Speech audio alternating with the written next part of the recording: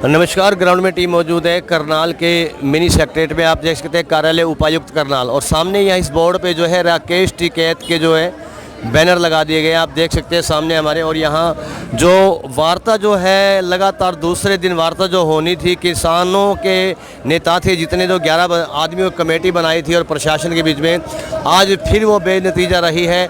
और जो मांगे थी किसानों की वो नहीं मानी गई हैं, जिसे लेकर जो स्थिति है कल से लेके आज तक जो की तो यहाँ बनी हुई है। आप यहाँ देख सकते हैं काफ़ी भारी संख्या में यहाँ महिला पुलिस बल भी तैनात है, और सामने तस्वीरों में देख सकते हैं आप जो पुलिस महिला बल है वो भी काफ़ी संख्या में तैनात है, क्योंकि महिला किसान हैं उनकी भी काफ़ी भागीदारी कल से लेकर और आज शाम के लगभग 6:30 बजने वाली है, क्योंकि महिलाओं की जो संख्या लगातार बढ़ती जा रही है किसान आंदोलन के अंदर। और इसी कड़ी में हम बात भी कर लेते हैं, यहाँ अन्य किसान नेता मौजूद है, क्योंकि आज की जो स्थिति है, कल जो है महापंचायत अनाज मंडी में रखी गई थी, और हमारे साथ मौजूद हैं जोगिंदर नैन, इनसे बात कर लेते हैं। ये सामने देख सकते हैं आप, जो जोगिंदर नैन है जो एक किसान नेता हैं, उनसे बात करेंगे इस बारे में जो आज की जो स्थिति है वो क्या स्थिति है, इसी बारे में हम बात करते हैं जोगिंदर नैन से। नैन साहब नमस्कार, ग्राउंड में बहुत बहुत स्वागत है पहले तो आपका। नमस्कार साथियों। जोगिंदर जी, कल से लेके आज तक महापंचायत कल शुरू हुई थी अनाज मंडी में करनाल की, और 11 आदमियों की वहाँ कमेटी बनाई गई थी, और जो 11 आदमी थे प्रशासनिक अधिकारियों से बार बार मिल रहे थे। कल भी 3 वार्ता विफल हो गई थी, जो मांगे किसानों ने रखी थी वो नहीं मानी गई थी, और अब भी जो स्थिति है वो जो की तो है। क्या लगता है, मांगे मानी जाएंगी या नहीं मानी जाएंगी? पूरी कल से लेकर अभी तक जो स्थिति बनी हुई है, क्या कहना चाहेंगे उसके बारे में आप?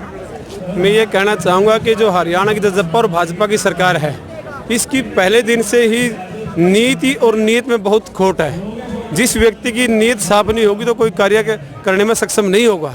हमारे प्रदेश का जो मुख्यमंत्री है वो ये चाहता है कि किसान के कमेरे वर्ग के खून का प्यासा है। हम ये कहते हैं कि ये जितने भी सरकारें आज तक आई हैं, उन सभी सरकारों ने किसान के खून से अपने हाथ रंगे हैं, और ये भी लगातार 10 महीने से इस किसानी आंदोलन को, जो किसान लगातार शांतिमय तरीके से बिल्कुल नॉर्मल अपने आंदोलन को चलाए हुए हैं, उस आंदोलन को ध्यान भटकाने के लिए तरह तरह के आतंकवादी, अलगाववादी, किसान आंदोलनजीवी भिन्न भिन्न तरह के नाम दे करके, और हमारे दिल्ली का जो आंदोलन चला हुआ देशव्यापी जो हमारा आंदोलन है, उस आंदोलन को हरियाणा प्रदेश के अंदर ही ले जाना चाहता है। और इसने बहुत सारे ऐसे प्रयास किए। आज से पहले भी कैमला में जब हमारे किसान आंदोलन के द्वारा संयुक्त मोर्चा की तरफ से कॉल थी कि किसी भी जजपा और भाजपा के MP MLAs को गांव में घुसने नहीं दिया जाएगा, उसके बावजूद भी इन्होंने कई प्रकार से कई तरह से गांव के प्रोग्राम रखने का प्रयास किया। लेकिन मैं हरियाणा प्रदेश के बहादुर किसान नेताओं का और आम जनता का दिल की गहराई से धन्यवाद करता हूं कि उनके द्वारा इस हरियाणा की जजपा और भाजपा सरकार को डट करके जो जवाब दिया है वो काबिले तारीफ है। इसी तरह से हम अपने इस किसान आंदोलन को लगातार मजबूत बनाते रहेंगे। ये जो हरियाणा की जजपा भाजपा की साझी सरकार है, ये इस किसान आंदोलन को कमज़ोर करना चाहती है, लेकिन ये आंदोलन जितना लंबा खिंचता जा रहा है उतना ही हरियाणा प्रदेश का किसान जागृत होता जा रहा है। जागृत होने के साथ साथ, शिक्षित होने के साथ साथ ये संगठित भी हो चुका है, और संगठित होने के बाद अपनी एक एक उंगली को मजबूत मुट्ठी बंद करने के बाद इस हमारे जो किसान के विरोध में सरकार खड़ी है उसको जवाब देने के लिए पूरा देश का किसान समर्थ हो चुका है, शिक्षित हो चुका है, और डट के अपना किसान आंदोलन में जो हमारे 3 कृषि काले कानून का मुद्दा है, उस मुद्दे से ध्यान भटका करके हमारे इस किसान वर्ग को बिल्कुल दिल्ली के आंदोलन को तोड़ना चाहती है। लेकिन किसान, पूरे हरियाणा प्रदेश का किसान, मैं कहना चाहूँगा आपके माध्यम से कि पंजाब के किसानों के द्वारा आंदोलन हालांकि शुरू किया गया हो, लेकिन जो आज आंदोलन की स्थिति है वो पूरे देश के अंदर मेरी मातृशक्ति, मेरे नौजवान युवा साथियों के सहयोग से आज हरियाणा प्रदेश का जन जन इस आंदोलन के साथ जुड़ा हुआ है। जोगिंदर जी, अभी डिप्टी सीएम उनका एक डिप्टी जो सीएम है उनका एक बयान आया था, वो ये कि जो किसान हैं वो हरियाणा पंजाब के हैं, यूपी के, हरियाणा के हैं, वो हरियाणा में ही बवाल क्यों मचा रहे हैं? उनके इस बयान पे क्या कहना चाहेंगे? नहीं, वो तो आज तो कहते हैं हरियाणा के, पंजाब के, यूपी के किसान हैं। उनका कहना है कि हरियाणा में ही बवाल क्यों? मैं उसी बात पर आना चाहूँगा, ये वो कुछ समय पहले यही नहीं मानते थे कि किसान है, वो तो राजनीतिक लोग कहते थे इनको, राजनीतिक पार्टी के व्यक्ति मानते थे। आज परमात्मा ने उनको ये सद्बुद्धि तो दी कि वो उनको किसान मानने लग गया, चाहे हरियाणा के माने, हालांकि पंजाब के माने या मुट्ठी भर किसान हरियाणा के कहे।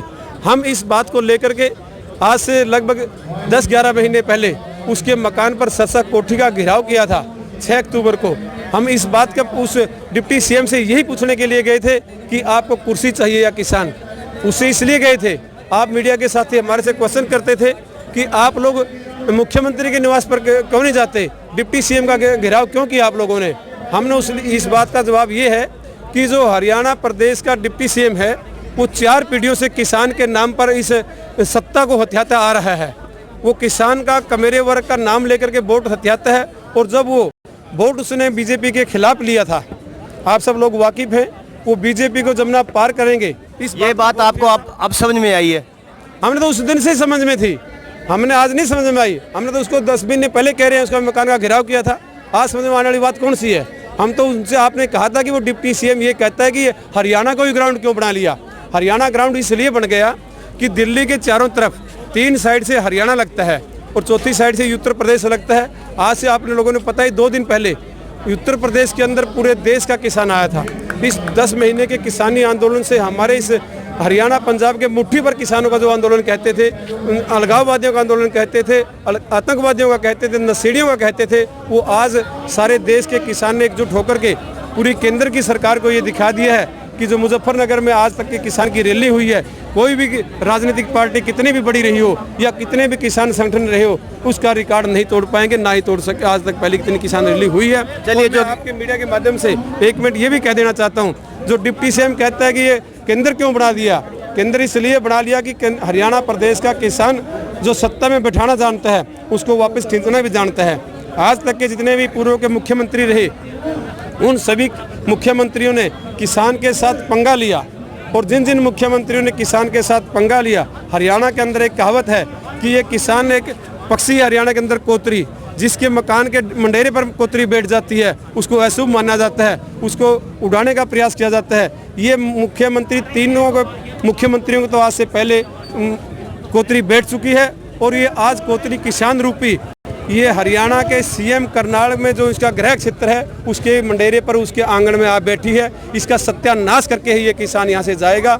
इसको जो 3 काले कानूनों के अलावा जो हमारे किसान साथियों के ऊपर अत्याचार किया है, और जो डिप्टी ये हमारे एसडीएम का जो केस नहीं किया गया, आज पूरे रूप से साफ हो चुका है कि जो प्रशासनिक अधिकारी हैं वो सीएम के आदेश के अनुसार उसके ऊपर एफआईआर दर्ज नहीं करना चाहते।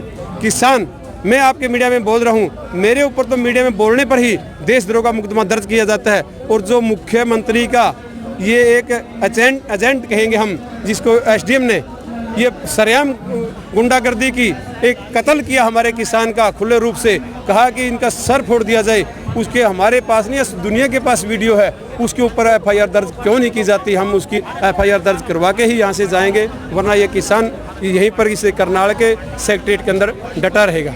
तो ये थे हमारे साथ जोगेंद्र नैन, जिन्होंने 2 दिन से जो महापंचायत करनाल में हुई थी उसे लेकर विस्तार से बात की।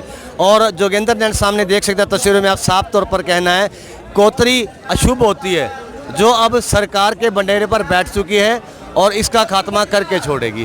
तो आप बने रहिए, जुड़े रहिए ग्राउंड मीडिया के साथ, हम हर तरह के अपडेट आपको देते रहेंगे। ग्राउंड मीडिया से मैं हरीश कपूर, एक बार फिर करनाल के लघु सचिवालय से। राष्ट्र निर्माण की जानकारी के लिए ग्राउंड मीडिया चैनल को सब्सक्राइब करें और शेयर करें।